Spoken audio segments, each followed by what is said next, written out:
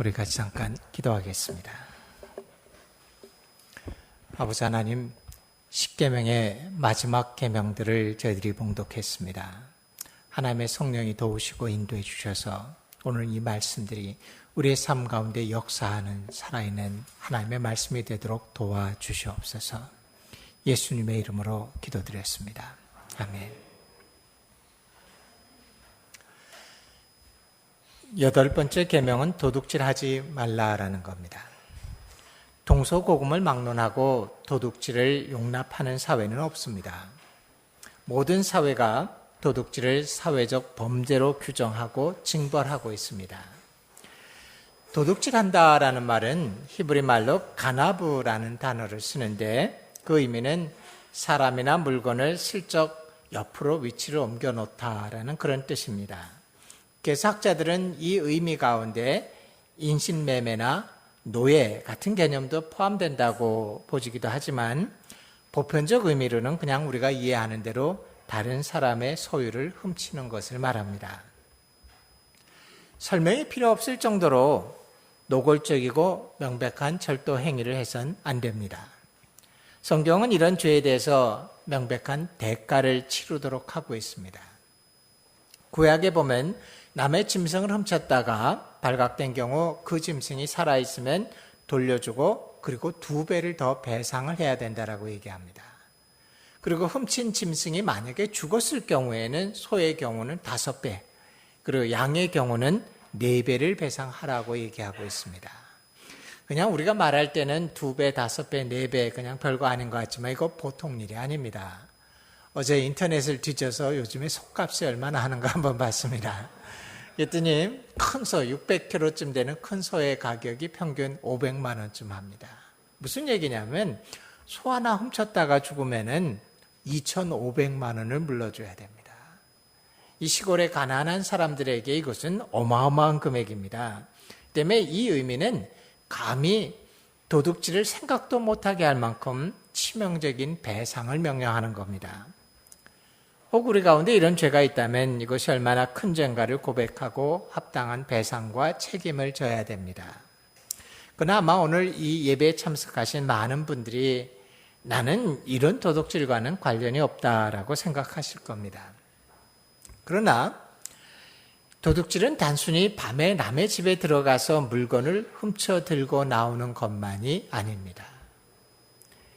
내 것이 아닌 것을, 내가 노력하지 않은 것을 부당하게 얻으려는 모든 행동이 도둑질입니다. 이런 행동이 도둑질임을 제대로 인정한다라면 오늘날 우리 가운데 많은 경우 이 8번째 계명을 어기고 있음을 보게 됩니다.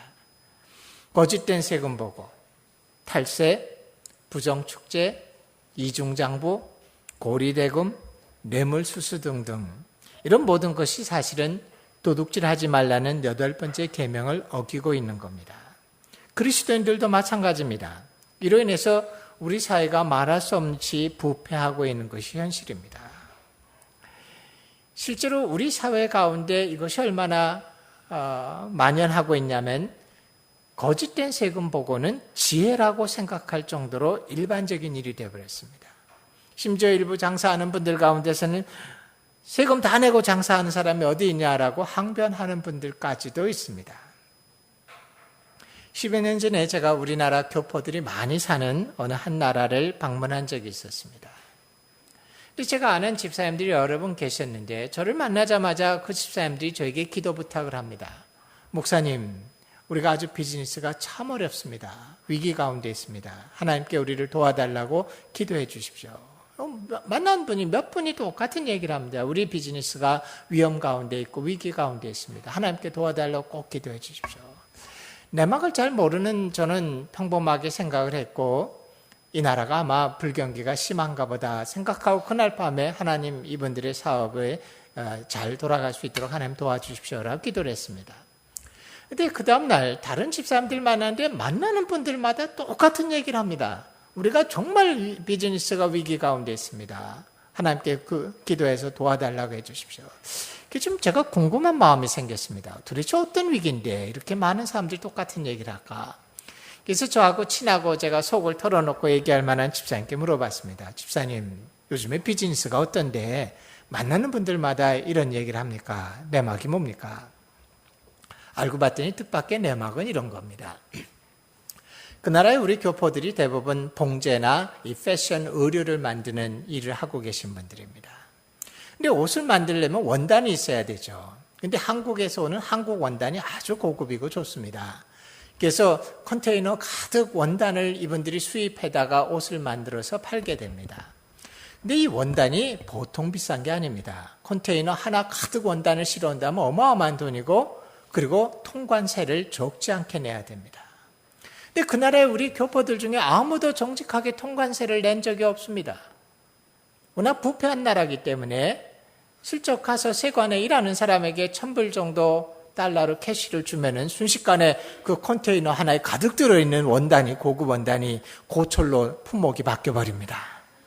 그리고 거의 세금을 내지 않고 통과가 돼버립니다.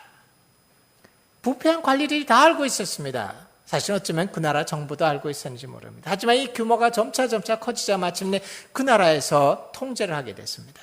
한국서 오는 모든 컨테이너는 다 개방을 해갖고선 좀 품목을 제대로 확인하고 제대로 세금을 매기라 그랬습니다. 그러자 이분들이 비즈니스에 큰 위기를 느끼고 기도해달라고 부탁을 하게 된 겁니다. 제가 순간 당황했습니다. 하나님께 이들을 도와달라고 기도했는데 이 내용이 뭔가? 계속 이들이 사람의 눈을 속이도록, 그리고 거짓된 것들이 통하도록, 부패가 통하도록 하나님이 역사해달라고 기도한 건가? 제가 굉장히 당황해서 그분에게 물어봤습니다. 집사님, 정직하게 세금을 다 내고 하면은 마이너스가 납니까? 그분이 이런 얘기를 해주셨어요. 아니요, 그래도 남죠. 그렇지만 우리가 그까짓 거 보려고 이 나라에 와서 이렇게 고생하고 삽니까? 제가 당황스러웠던 건 목사님으로부터 모든 교인들까지 그것을 죄라고 느끼는 게 아니라 뭔가 우리한테 위기가 왔으니까 하나님이 옛날 상태로 돌아가게 해달라고 기도를 하고 있었습니다. 제가 아는 분 중에 목사님이면서 변호사인 분이 계십니다. 이분이 언제 저에게 이런 얘기를 했어요.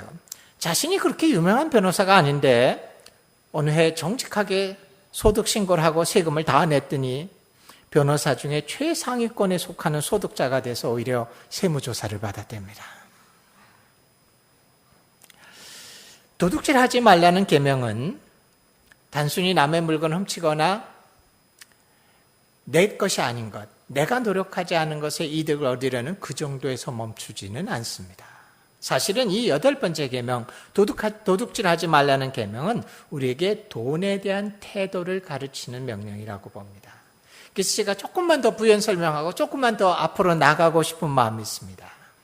돈이라는 것이 우리 삶 가운데 정말 중요한 것이기 때문에 그렇습니다. 제가 제일 좋아하는 영어 표현도 뭐니 해도 머니다라는 표현입니다. 근데 이 돈에 대해서 정직한 태도를 가지는 건 아주 쉽습니다. 너무 쉽기 때문에 사람들이 무시하고 안 지켜서 그렇지 돈에 대해서 정직한 태도를 가지는 건 아주 쉽습니다. 이 한 가지만 지키십시오. 내 돈은 내 돈이고 내 돈이 아닌 건 내 돈이 아니다만 지키시면 됩니다. 내 돈은 내 돈이고 내 돈이 아닌 건 내 돈이 아니다만 지키시면 됩니다. 세금으로 내야 될 것은 내 돈이 아닙니다. 내 돈이 아닌 거에 대해서 욕심을 부려서는 안 됩니다. 그러면 도둑질을 하는 겁니다. 부정축제나 뇌물수수는 노력하지 않은 이득을 얻는 건데 이런 것들은 반드시 죄나 부정직한 행동으로 연결이 되어집니다. 실제로 우리가 사회생활을 하다가 보면은 적지 않은 경우에 은근슬쩍 오가는 돈이나 촌지라는 것이 있음을 알게 됩니다. 공돈이 생긴 것 같고 기분이 좋지만 여러분 결국에는 그런 공짜 돈들은 죄나 부정직함에 연결되게 됩니다. 정직하게 내 돈이 아니라고 고백하고 그것을 거절해야 됩니다. 돈에 대해서 철저히 깨끗하지 않으면서 영적으로 영향력을 발휘할 수가 없습니다. 물론 돈 자체는 악이 아닙니다. 오히려 돈은 필요한 거고 축복입니다. 다만 정직하게 노력해서 얻은 것만이 축복입니다. 도둑질하지 않기 위해서는 그렇다면 욕심을 절제해야 되는데 이를 위해서는 스스로 족한 줄을 알아야만 됩니다. 돈에 대해서는 만족이라는 게 없다는 걸 아셔야 됩니다. 1년에 연봉이 3천만 원인 사람이든 혹은 1년에 연봉이 1억이 넘는 사람이든 모든 사람들은 돈이 조금 부족합니다. 만족이 아니라 자족을 배워야지만 됩니다. 그래서 잠언 마지막 부분에 가면 잠언 30장에 아굴이라는 사람의 유명한 기도가 나옵니다. 이 기도를 우리가 기억해야만 됩니다. 아굴이 하나님 앞에 이런 기도를 합니다. 내가 두 가지 일을 주께 구하였사오니 내가 죽기 전에 내게 거절하지 마옵소서. 곧 헛된 것과 거짓말을 내게서 멀리 하옵시며 나를 가난하게도 마옵시고 부하게도 마옵시고 오직 필요한 양식으로 나를 먹이시옵소서. 혹 내가 배가 불러서 하나님을 모른다 여호와가 누구냐 할까 하오며 혹 내가 가난하여 도둑질하고 내 하나님의 이름을 욕되게 할까 두려워함이니이다 라는 겁니다. 이 기도가 우리의 마음속에 바탕에 있어야만 됩니다. 자족하기 위해서 이 아굴의 기도를 한다면 중요한 거는 분수에 맞는 삶, 검소하고 절제하는 삶을 살아야만 됩니다. 실제로 오늘날 우리 주변에 보면 자동차에, 옷에, 장신구에, 사치품에 분수를 넘어선 지나친 욕심을 내는 분들을 많이 보게 됩니다. 그 결과는 무조건 치르고 못 갚아서 재정적인 어려움을 겪는 모습을 보게 됩니다. 옛날에는 사람이 두 부류만 있었답니다. 가진 사람, 못 가진 사람. 오늘날은 그렇지 않답니다. 오늘날은 가진 사람, 못 가진 사람, 가졌지만 못 갚은 사람이 존재한다라고 얘기합니다. 분수를 넘어선 삶으로 당하는 고통은 고난이 아닙니다. 그것은 오히려 회개해야 될 문제일 뿐입니다. 스스로 검소하고 절제 있게 살면서 분수에 맞게 사는 것이 건강한 신앙인의 삶입니다. 근데 한 걸음만 좀 더 나가고 싶습니다. 남의 물건 훔치거나 내 것이 아닌 건 내가 노력하지 않은 부당한 이득을 얻으려 하는 거 당연히 멈춰야 됩니다. 그리고 하나님이 주신 것들에 대해서 정직하게 스스로 족하게 여기면서 검소하고 절제하는 삶을 사는 데 가야 됩니다. 하지만 올바로 된 성도들은 한 걸음만 더 나가기를 원합니다. 에베소서 4장 28절에 이런 말씀이 있습니다. 제가 이 한 걸음 더 나가는 건 제 욕심이 아니라 성경이 이것을 귀하게 여기기 때문에 여러분들에게 권합니다. 에베소 4장 28절에는 도둑질하는 자는 다시 도둑질하지 말고 돌이켜 가난한 자에게 구제할 수 있도록 자기 손으로 수고하여 선한 일을 하라라고 말씀하십니다. 하나님을 아는 자들은 도둑질하지 않는 것으로 만족해서는 안 되고 더 나아가서 내가 수고한 것으로 가난한 자들에게 선을 행하는 데까지 가라고 명령하십니다. 우리가 소유한 모든 물질은 하나님이 맡겨주신 것이고 이는 하나님의 목적에 맞게 선하게 관리하는 것이 우리의 본분입니다. 이것을 청지기 직분이라고 얘기합니다. 근데 누가복음 16장에 보면 우리가 이해하기 어려운 비유가 하나 나타납니다. 아마 여러분들 잘 알고 계신 그 불의한 청지기에 대한 비유입니다. 이런 얘기예요. 어떤 부자에게 청지기가 있었는데 주인의 소유를 낭비한다는 소문이 들립니다. 그래서 주인이 그 청지기를 불러서 내가 이런 얘기는 들었는데 어찌 된 거냐. 이제 셈을 해라. 더 이상 내 일을 못한다. 쫓겨나게 됐죠. 그자 이 불의한 청지기가 속으로 생각합니다. 내가 이 직분을 잃고 나면 뭐 먹고 살까? 땅을 파자니 힘이 없고 벌어먹자니 부끄럽구나. 그자 그가 아이디어를 냅니다. 어떡합니까? 주인에게 빚진 사람들을 불러드립니다. 너 주인에게 빚 얼마나 졌느냐? 내가 기름 100마를 빚졌습니다. 여기 50마리라고 고쳐라. 너 밀을 얼마나 빚졌느냐? 밀 100섬을 빚졌습니다. 그럼 80이라고 고쳐라. 내가 이렇게 해주면 내가 쫓겨날 때 이 사람들이 나를 돌봐줄 것이다. 여기까지는 우리가 세상에 있는 일입니다. 근데 문제는 9절에 주님이 엉뚱한 얘기를 하십니다. 뭐라고 얘기하십니까? 8절에서 주인이 이 옳지 않은 청지기가 이를 지혜 있게 하였으므로 칭찬하였으니 이게 도대체 무슨 말입니까? 우리가 보기엔 이것은 아주 명백하게 문서 위조에다가 공금 횡령죄입니다. 근데 어떻게 지혜로운 일을 했다라고 칭찬합니까? 조심해서 들으세요. 이 비유가 굉장히 중요한 비유입니다. 성경에 비유가 많이 나오는데 비유라는 것은 실제 것들을 상징을 끌어내서 얘기하는 겁니다. 근데 이 상징이라는 것은 그림자에 해당하다가 보니까 해석할 때 조심하지 아니하시면 여기다가 내가 원하는 것들을 투영시켜서 해석을 할 수 있습니다. 그러면 이 비유라는 건 코에 걸면 코걸이가 되고 귀에 걸면 귀걸이가 됩니다. 대부분의 이단들이 성서 해석에서 빗나가는 출발점이 비유입니다. 거기다가 자기네들이 원하는 것을 투영시켜서 의미가 이거다라고 해서 말씀을 왜곡시킵니다. 그렇기 때문에 성서 해석에서 비유에 대한 해석은 아주 조심스러운 건데 그 비유는 비유를 얘기한 사람의 목적과 의도대로만 해석해야 됩니다. 거기다 다른 의미를 넣어서는 안 됩니다. 때문에 조심스러운 거예요. 근데 이 비유는 지금 무슨 얘기 가운데 나오냐면 하나님과 인간의 관계를 얘기하다가 이 비유가 나옵니다. 이 비유의 원뜻은 이겁니다.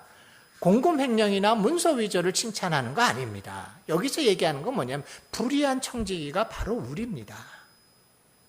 우리가 이 땅에 살아갈 때 우리가 가지고 있는 모든 재물이 다 사실은 내게 아니라 주인이 하나님이 나에게 이 땅에서 관리하도록 맡겨준 재물인데 실제로 우리가 이 삶 가운데서 맡김을 받은 그 재물을 정직하게 지혜롭게 쓰고 있는 것이 아니라 실제로는 우리가 그것을 낭비하고 불공정하게 쓰고 있다는 겁니다. 그래서 언젠가는 주인이 우리를 불러서 셈을 하게 될 텐데 여기서 얘기하는 건 뭐냐면 아직 하나님이 너에게 생명이 있을 때 너에게 재물을 맡겨놨을 때 그 재물을 가지고 가난하고 약한 자들에게 선을 베풀며 살라는 겁니다. 결국 이 땅의 삶은 우리가 전부 다 청직이고 불의한 청직의 삶을 살고 있는데 이 땅에 아직 하나님이 우리에게 재물을 맡겨줬을 때 그것을 쥐어잡고 있지 말고 가난하고 약한 자들에게 나눠주고 선을 베풀라는 겁니다. 이것이 청직의 삶입니다. 그렇기 때문에 이 8번째 계명, 도둑질하지 말라는 계명은 사실은 단순하게 남의 재물을 훔치지 말아라, 내가 노력하지 않은 것을 부당하게 얻지 말라 해서 시작하지만 더 나가면 분수에 맞게 검소한 삶을 살아야 된다라고 하고 더 나간다라면은 성실하게 수고해서 번 돈을 가지고 정직한 돈으로 가난한다, 약자들을 도우는 데까지 가도록 요구합니다. 이것이 사실은 그리스도인의 물질에 대한 마땅한 태도입니다. 9번째 계명은 내 이웃에 대하여 거짓 증거하지 말라라고 얘기합니다. 원래 이 의미는 법정에서 거짓 증거하는 것을 말합니다. 구약에는 대부분의 송사가 벌어지면 마을의 광장인 성문에서 재판관이 앉고 그 앞에 많은 사람들이 모여서 그 송사를 처리합니다. 오늘날은 TV를 보면은 범죄가 벌어지면은 과학 수사가 발달해서 CSI가 출동해가지고 컴퓨터만 이렇게 두드리면은 지문이 누구 건지 DNA가 누구 건지 나오고 GPS를 사용하고 CCTV를 사용하고 해서 범인을 찾아내지만 구약시대에 그런 게 없었다는 건 다 알고 계실 겁니다. 때문에 구약시대의 재판은 그런 증거물을 따라가기보다는 대부분이 증인들의 말에 의존해서 하게 됩니다. 그 때문에 증언은 굉장히 중요한 사건이었습니다. 만약에 어떤 악한 두세 사람이 마음을 먹고 거짓 증언을 하면 엄한 사람을 사형에 처하게도 만들 수 있는 심각한 문제가 벌어지게 됩니다. 그래서 이 시기에는 거짓 증언을 치명적인 사회 문제로 생각하고 있었습니다. 그렇기 때문에 거짓 증언을 엄하게 금지하는 규칙들이 많이 나타납니다. 신명기 19장 같은 데 보면 뭐라고 말씀하냐면 재판장은 자세히 조사해서 그 증인이 거짓 증거하여 그 형제를 거짓으로 모함했다라고 판단되면 그가 그 형제에게 행하려고 했던 그 꾀한 그대로 그에게 행하여 너희 중에서 악을 자하라. 즉 거짓 증언해서 이 사람에게 손해를 끼치려고 하는 의도가 있었다면 그가 받게 될 죄를 이 사람 거짓 증인한 사람이 거꾸로 주라는 겁니다. 에스더서에게 나오는 하만이 당한 이야기가 바로 이런 얘기입니다. 법적 증언은 치명적인 죄입니다. 절대로 범해서는 안 됩니다. 근데 구약에서도 점차 이것을 가만히 보면은 단순히 법정 진술만이 아니라 일상생활에서 남을 해치거나 남에게 손해를 끼치는 모든 형태의 것을 거짓말이라고 얘기하게 됩니다. 한마디로 하면 거짓말하지 말라는 겁니다. 정직하지 않은 모든 말이 거짓말입니다.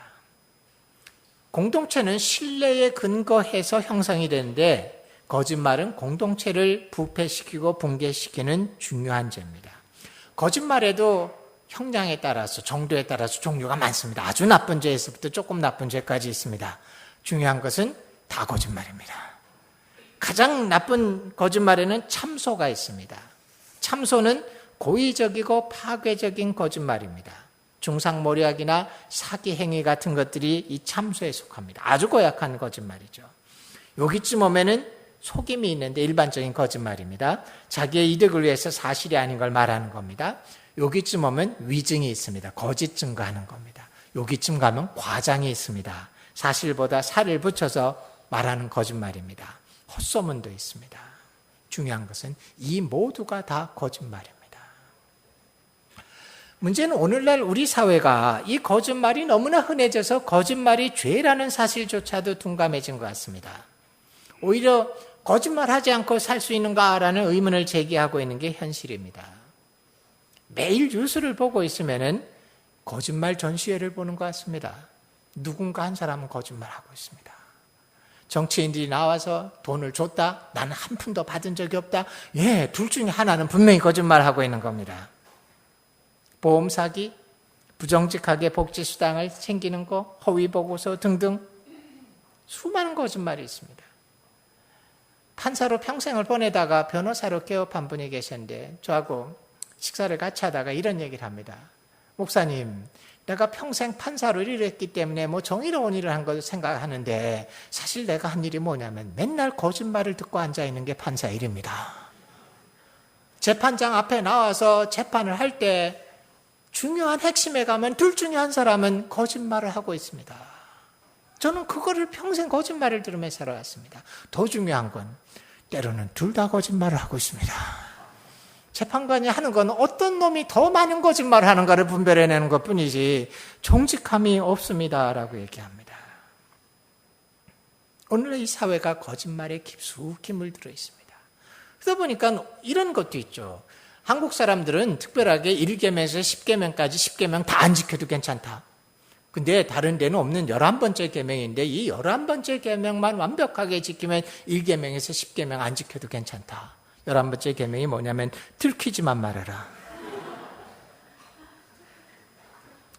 사실 거창한 사회 문제를 논할 필요도 없이 우리들의 삶을 봐도 정직하지 않은 말들이 얼마나 많은지 모릅니다. 그리스도인들이 이 면에서 매우 부끄러운 상황입니다. 2, 3년 전에 기운실에서 개신교 신뢰도 조사를 했었죠. 근데 한국 사람들 중에 개신교회와 개신교 신자들을 신뢰할 만합니다라고 답한 사람들이 28%뿐이 안 됩니다. 이 말을 뒤집어 얘기하면 뭐냐면 한국 사람들 중에 72%가 개신교회와 개신교 신자들을 신뢰할 수 없다라고 말을 한 겁니다. 가톨릭 교회의 신뢰도가 62%입니다. 불교의 신뢰도가 55%임을 기억할 때 우리가 심히 부끄러워하고 회개해야 될 일입니다. 오죽하면 요즘에 성도를 어디에 소개할 때 이렇게 얘기해야 되는 세상이 됐습니다. 이분 교회 다니는 분인데 믿을만해요 라고 소개해야 되는 세상이 돼버렸습니다. 어떻게 보면 평신도들보다 목회자들부터가 이 정직의 삶에 대해서 깊숙이 회개하지 않으면 안 되는 세상이 되는 것 같습니다.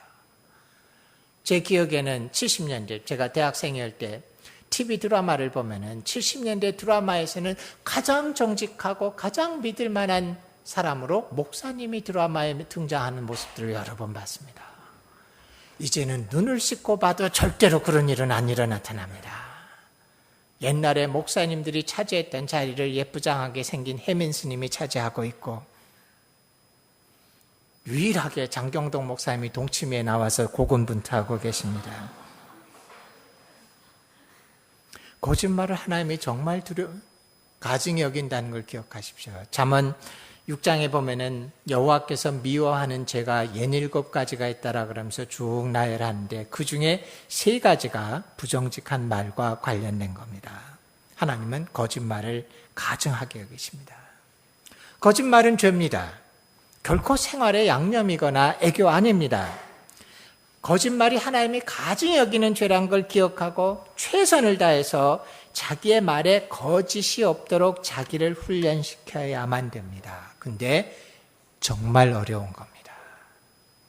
자기의 말에서 거짓의 습관을 중지시키는 건 정말 어려운 훈련 과정입니다. 저부터도 저 스스로를 보면은 어떤 곤란한 상황이 됐을 때 정직하게 예, 제가 그랬습니다. 제가 잘못했습니다라고 책임을 인정하고 책임을 지는 일보다는 아주 쉽게 둘러대고는 말이 먼저 나올 때가 많습니다.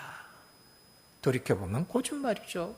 살을 조금 붙였거나 조금 말에 초점을 바꾸거나 하면서 거짓말로 넘어가게 됩니다. 이것을 평생 수십 년 해온 사람들이 어느 날 자기의 말을 정직하게 만드는 훈련한다는 건 정말 힘든 훈련입니다. 성경에 보면 죄와 피 흘리기까지 싸우라라는 표현이 나오는데 제 개인적으로는 아마 이 피 흘리기까지 싸워야 되는 싸움 중에 제일 중요한 부분이 거짓말을 금하기 위해서 자기를 훈련시키는 영역 같습니다. 야고보서에 보면 여러분 이제 야고보서 공부 안 되는데 끊임없는 악의 원천이 혀라고 얘기할 정도로 우리의 삶 가운데 거짓말이 박혀 있습니다. 어려운 훈련이지만 해야 됩니다. 내 말이 사실에 근거한 건지 확인하고 확인하시고 확인이 되지 않으면 말을 삼가하는 연습을 해야 됩니다. 내 목적을 위해서 혹시 조금 덧붙이거나 뺀 것이 있는가 거듭 확인하는 연습을 하셔야만 됩니다. 그리스도인의 가장 대표적인 특징이 덕목이 정직이 되도록 해야만 됩니다. 여러분 가장 속상한 게 뭡니까? 자녀가 여러분들에게 거짓말하는 거죠. 그때 속이 뒤집어집니다. 근데 자녀가 정직하기를 원하시면은 부모들이 먼저 정직하게 사셔야 됩니다. 우리의 삶이 정직하지 않고 결정적일 때마다 거짓말을 하는 삶을 살면서 우리의 자녀가 정직하게 되기를 바란다는 것은 사실은 헛된 소망입니다. 가정과 교회에서 정직함이 드러나고 그것이 세상을 변화시키고 정직한 세상을 만들어야 됩니다. 가능하냐고요? 가능합니다. 저는 처음에 독일을 방문했을 때 오래전에 아주 충격을 받았습니다. 그 사회가 얼마나 정직한가라는 면에 충격을 받았습니다. 모든 사회가 그렇게 정직할 수가 없어요. 예를 들면 독일은 버스나 지하철이 대중교통이 다 연결되어 있죠. 그래서 표 하나를 사면은 그 버스도 지하철도 마음대로 탑니다. 근데 독일의 이 버스 대중교통표는 어떻게 되어 있습니까? 시간제입니다. 2시간짜리 표를 사면 2시간 동안은 지하철을, 버스를 마음껏 타고 다닐 수 있습니다. 하루짜리를 사면 하루를 타고 다니고 일주일짜리를 사면 일주일 탑니다. 그래서 표를 산 다음에 지하철이나 버스에 타면 이렇게 체크하는 기계가 있는데 그거에 또 다 빼면은 내가 이 표가 시작되는 시간이 찍힙니다. 그럼 그 시간부터 2시간 동안은 마음껏 할 수 있습니다. 근데 중요한 건 뭐냐면 아무도 검사하지 않습니다. 그렇기 때문에 유학생들이 어떤 유혹에 걸리냐면 한국 유학생들이 표 안 삽니다. 아무도 검사하지 않으니까. 어쩌다 재수가 없어서 1년에 한두 번 검사할 때 걸리지만 않으면 아무도 보자고 하지 않습니다요. 근데 독일 사람들은 전혀 다릅니다. 아무도 검사하지 않지만 그들은 아주 정직하게 표를 사고 아주 정직하게 지킵니다. 어느 정도냐면 자기가 시간을 끊었는데 2시간짜리를 끊었는데 대중교통을 타고 가다가 내릴 때 보니까 2시간이 오버됐습니다. 그러면 내려서 다시 표를 사서 그만한 보상을 하는 걸 너무나 당연히 여깁니다. 아무도 보지 않지만. 독일에서 어느 선교사님 집에 머물게 됐습니다. 근데 그 집에 꼬맹이가 수영을 하러 간답니다. 그 수영장이 어디냐 했더니 공원에 수영장이 있대요. 그래서 거기 공짜냐 했더니 아니요, 돈을 내야 돼요. 한 달 이용하는데 얼마를 내야 됩니다. 그래서 자기는 그 돈을 내고 표를 끊었다 그럽니다. 그래서 얘가 수영복을 챙겨서 나가는데 제가 이렇게 얘기했어요. 야, 표 꼭 가져가야 된다. 그랬더니 걔가 더 놀라서 저를 쳐다봅니다. 표를 왜 가져가요? 아무도 검사하는 사람이 없답니다. 그냥 공원에 수영장이 있는데 거기서 아무나 수영할 것 같은데 꼭 돈을 내야 됩니다. 근데 그만 목사인 저도 여기까지 그 말이 올라왔습니다. 왜 돈을 내니? 그냥 가도 되는데. 아무도 안 보는데. 근데 너무나 당연하게 그들은 자기의 삶 가운데 정직을 지켜야 됩니다. 어떤 한국분이 당황스러운 얘기를 했어요. 어느 가게에서 물건을 사서 이렇게 쇼핑백에 들고 갔는데 뭔가 또 잊어버린 게 있어서 또 다른 마트에 들어갔답니다. 근데 이걸 들고 들어갔다 나올 때 여기서 샀냐고 돈을 또 매기라고 할까봐 이분이 고민스러워서 이 쇼핑백을 들고 매니저를 찾아갔답니다. 나 이거 딴 가게에서 산 건데 여기서 뭐 더 살 게 있으니까 맡겨놓고 갈까요? 근데 그 매니저가 눈이 이만해져서 얘기했답니다. 왜 저한테 얘기하십니까? 갖고 가셨다가 그냥 갖고 나오면 되지. 아무도 의심하지 않습니다. 정직하기 때문에. 이것이 어쩌면 정상적인 세상이어야 됩니다. 카나다에 전설적으로 유명한 총리가 한 분 계셨죠. 장 크레티앙이라는 분입니다. 이분은 정치가로서는 아주 치명적인 약점을 갖고 있었습니다. 이분은 한쪽 귀가 안 들리고 안면 마비가 있어서 발음을 정확하게 하지 못합니다. 정치가의 생명은 말로 살아가는 건데 이 말을 제대로 못하니까 얼마나 치명적입니까? 근데 이 장 크레티앙이 이런 얘기를 했어요. 나는 말을 잘 못합니다. 하지만 나는 거짓말을 절대 하지 않습니다. 그거 하나로 장 크레티앙은 3선을 했습니다. 우리 사회가 정직해져야 됩니다. 교회가 정직해져야 됩니다. 정말 어려운 과정입니다. 하지만 대가를 치르고라도 우리는 이 정직함을 회복해야만 됩니다.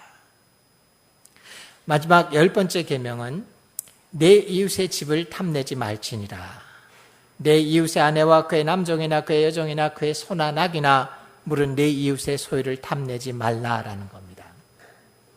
이 10번째 계명을 보면 핵심 단어가 뭐라고 보이세요? 2번 반복되는 단어가 있죠? 탐심이라는 겁니다. 탐내지 말라, 탐내지 말라, 탐심이라는 겁니다. 근데 이 10번째 계명은 다른 계명과 다른 좀 독특한 계명입니다. 탐심은 눈에 보이지 않는 죄입니다. 5계명에서 9계명까지의 모든 죄는 사람들의 눈에 보이는 행위의 죄입니다. 그런데 탐심은 내면의 죄이기 때문에 보이지 않습니다. 탐심 때문에 감옥에 가지 않습니다. 그런데 중요한 것은 탐심은 모든 죄의 욕망과 모든 죄의 동기가 되는 겁니다.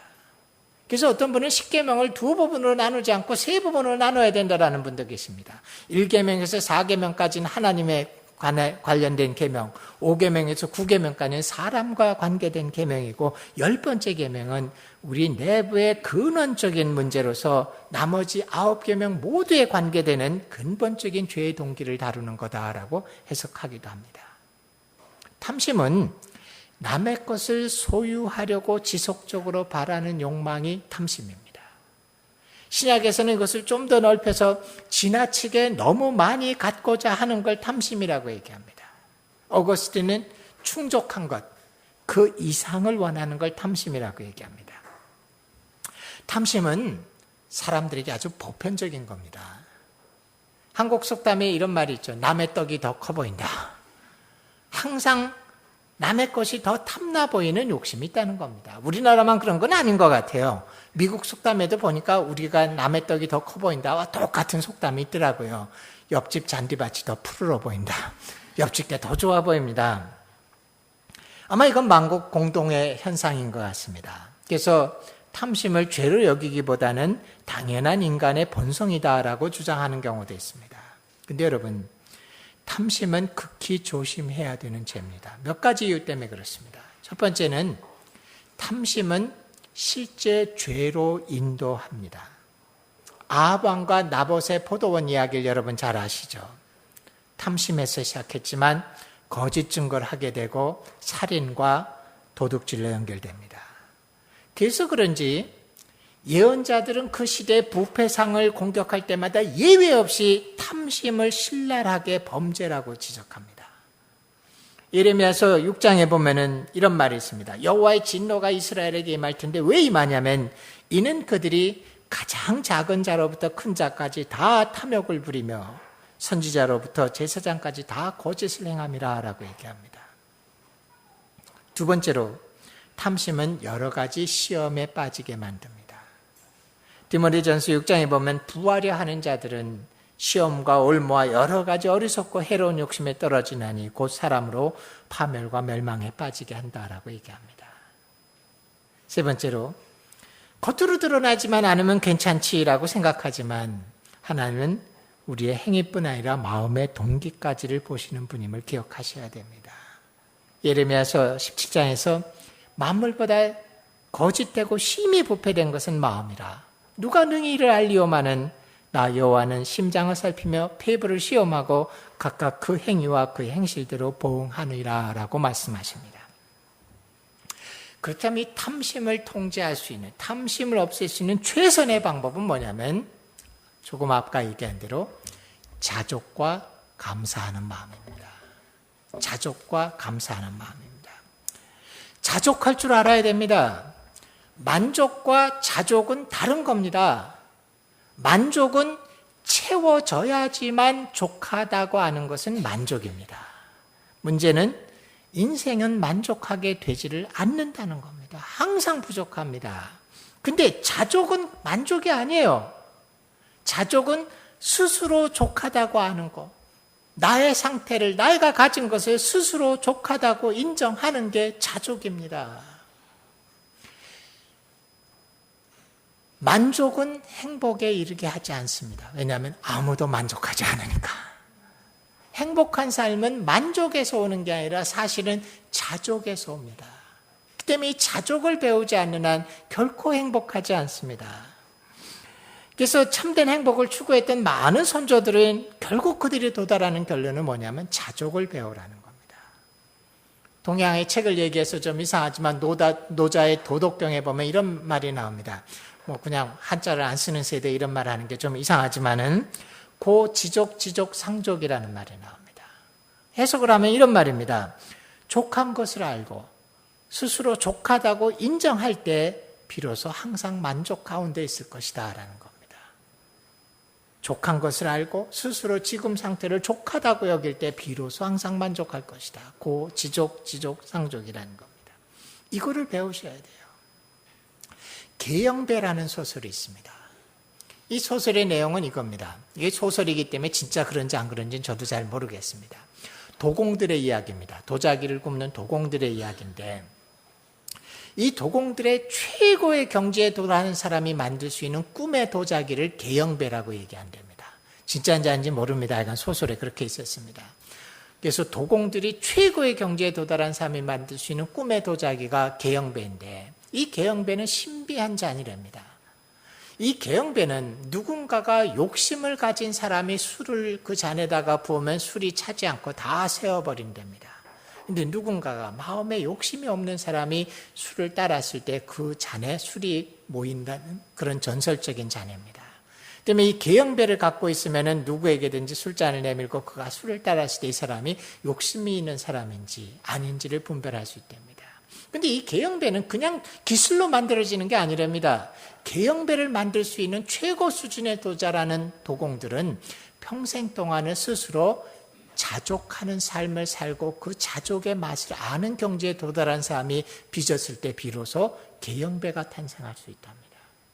그 때문에 만약에 계영배를 만들 수 있는 사람이라면 그 사람은 가장 원숙한 경지에 도달한 삶의 선배라고 말할 수 있다는 겁니다.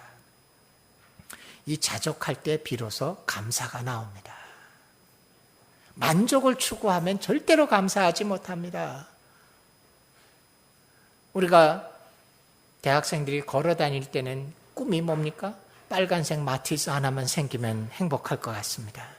빨간색 마티즈 가지면 행복하냐? 절대로 행복하지 않습니다. 옆에 아반떼 지나갈 때마다 자기는 되게 가난해 보입니다. 아반떼 가지면 행복하냐? 옆에 소나타 지나갈 때마다 속이 뒤집어집니다. 소나타 가지면 행복하냐? 그랜저 지나가면 더 불쌍해 보입니다. 그랜저 가지면 행복합니까? 옆에 동그라미 4개 붙은 차가 지나가면 속이 더 뒤집어집니다. 끝이 없습니다. 하지만 감사하지 못합니다. 그러나 지족을 배웠을 때 비로소 인생 가운데 하나님 앞에 감사할 수 있습니다. 그리고 감사할 때 비로소 내 영혼이 기름져지기 시작합니다. 여러분, 제 신앙생활 가운데 배운 가장 제 나름대로 귀하다는 교훈을 여러분들에게 말씀을 드립니다.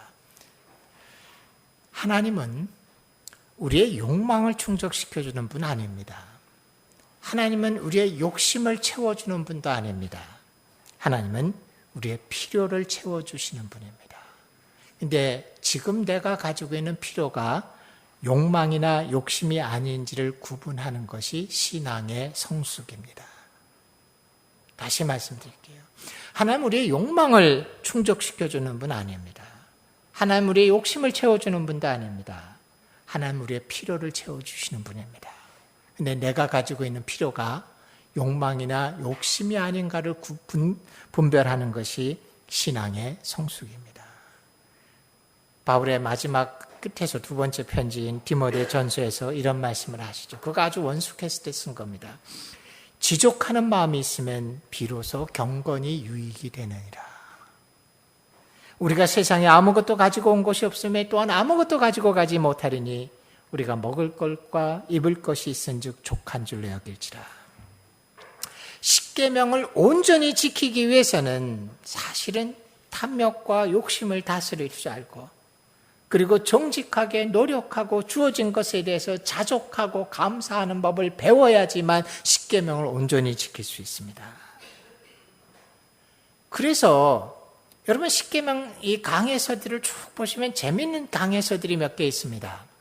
저는 여러분에게 1계명에서 10계명까지 차례로 설명을 했는데 몇몇 계명, 지난주에 조일선교에서 새로 나온 10 커멘트라는 그 책도 보면은 재밌게 했는데 어떻게 하냐면 강해를 10계명, 10번째 계명에 시작해서 1계명으로 거꾸로 가는 강해서들이 있습니다. 제가 어떤 부분엔 동의해요. 왜?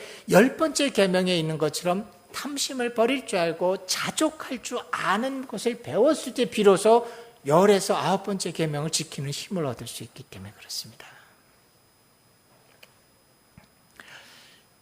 10계명을 마칩니다.